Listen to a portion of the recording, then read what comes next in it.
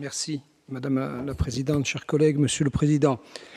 Ma question, souvent reliée par notre collègue Chantal Pédinil dans cet hémicycle, concerne les hommes et les femmes qui habitent ce navire tous les jours et qui ont la charge de mettre en œuvre les politiques publiques dont les délibérations se déroulent dans ce que vous appelez le cœur battant de la démocratie corse, c'est-à-dire ici même.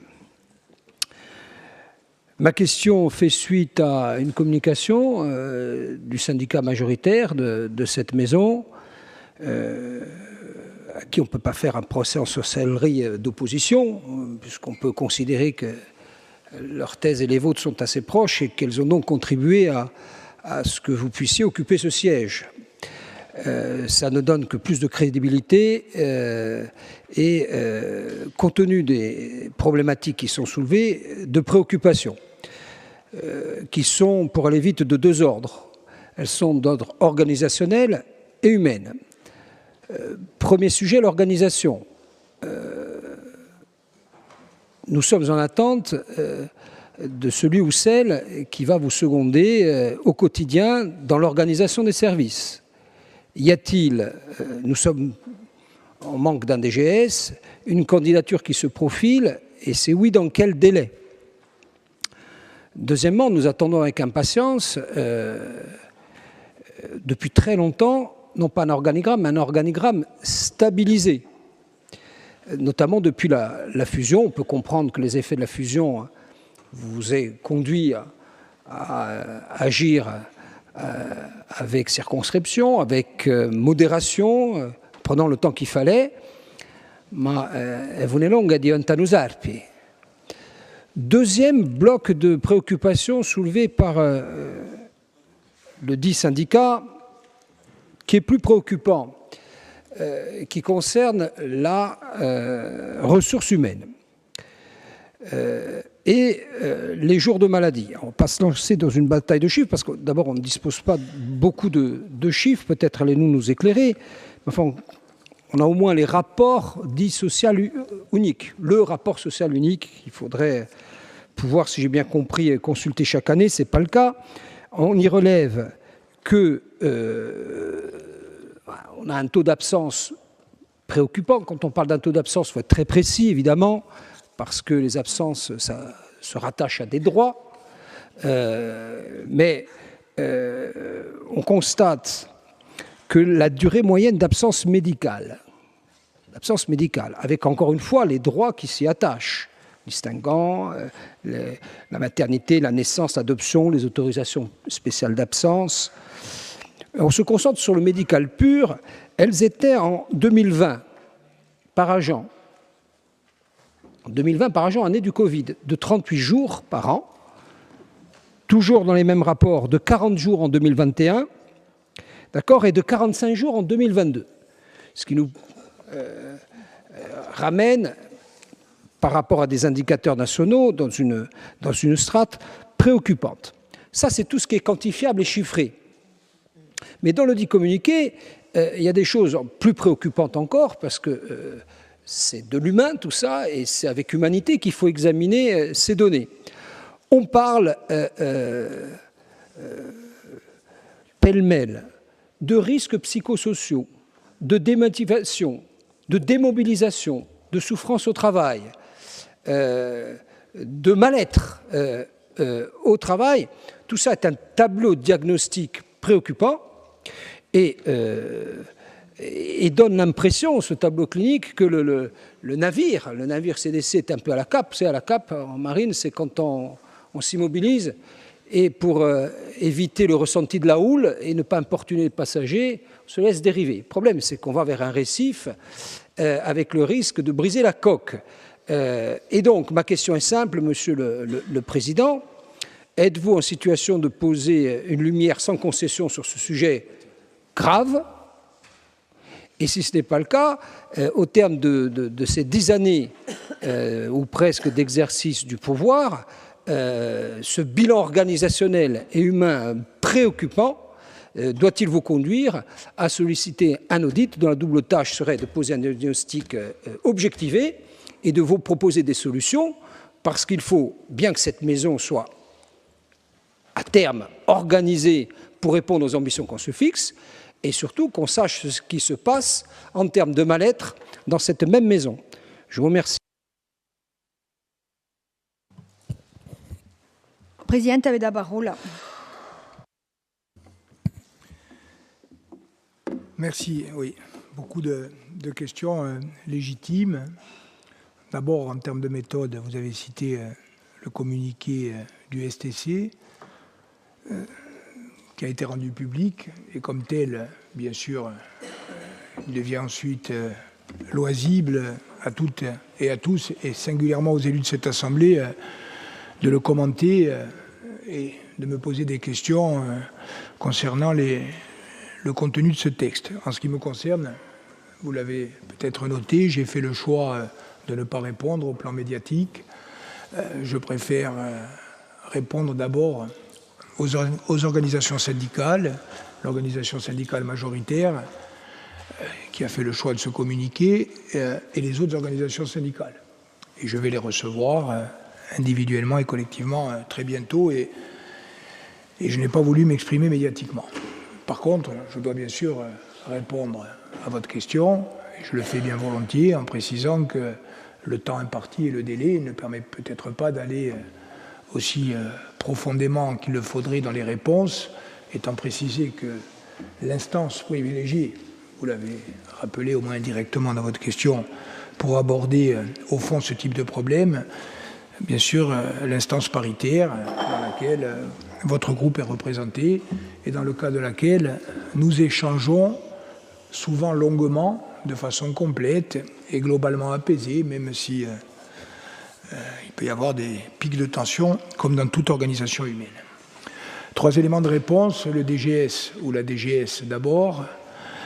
Deuxièmement, qu'avons-nous fait jusqu'à aujourd'hui, et notamment depuis la fusion. Troisièmement, qu'est-ce qu'il reste à faire et que dire de ces doléances exprimées.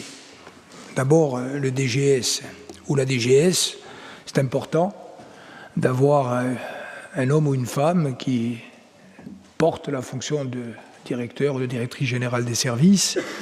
Ça avait été annoncé, pas par moi, mais parce que la Corse est une société de proximité. Vous savez qu'un premier choix avait été fait, conduire un fonctionnaire dont tout le monde s'accorde à saluer les qualités à prendre ses fonctions au 1er novembre, pour des raisons indépendantes de ma volonté et de la sienne. Ça n'a pas pu être possible. Il y a eu quelques reports pour essayer de voir si les choses pouvaient se faire. Elles n'ont pas pu se faire, dont acte.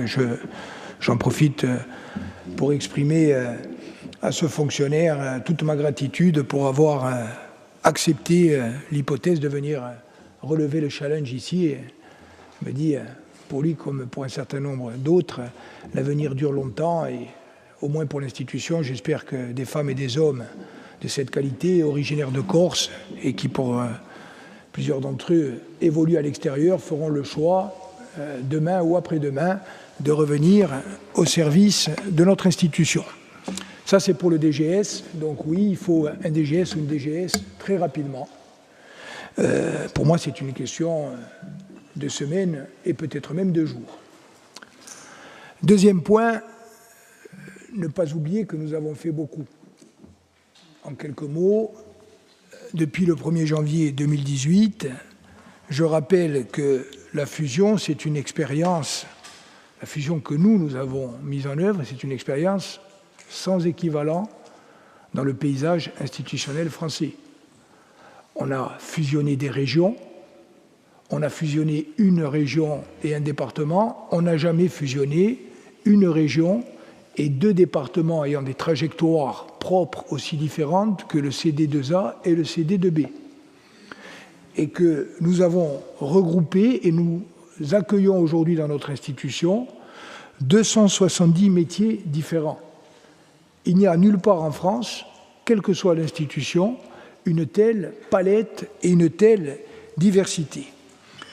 Priorité a été donnée, je vous le rappelle, à l'harmonisation de la réglementation du travail et des conditions de rémunération dans un souci d'équité et d'égalité de traitement. Nouveau référentiel en matière de temps de travail annuel, de régime indemnitaire et d'action sociale. Je rappelle que nous avons le dispositif d'action sociale qui est sans doute le plus volontariste et le plus complet de toutes les collectivités de France.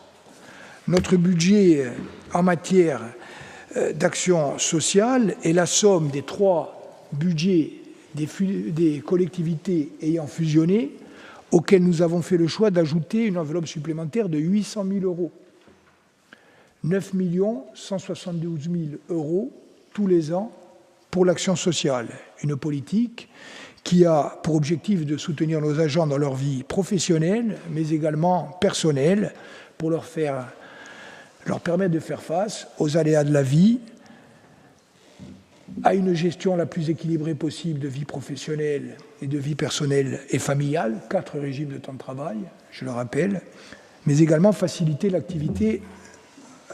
l'accès aux activités de loisirs, avec des dispositifs d'aide, avec les aides à la famille, l'aide à la rentrée scolaire, les aides attribuées dans le cadre de la vie professionnelle, comme les tickets restaurants qui ont été augmentés 2 fois depuis la fusion, la protection sociale complémentaire avec le nouveau dispositif que nous avons mis en œuvre et qui couvre aujourd'hui près de 75% de l'effectif, les loisirs avec l'attribution de chèques vacances et le soutien social avec l'instauration de commissions d'action sociale. Nous avons eu une politique qui place la collectivité de Corse parmi les collectivités ayant l'action la plus forte et la plus soutenue en matière de garantie et de protection sociale pour nos agents. À côté de cela,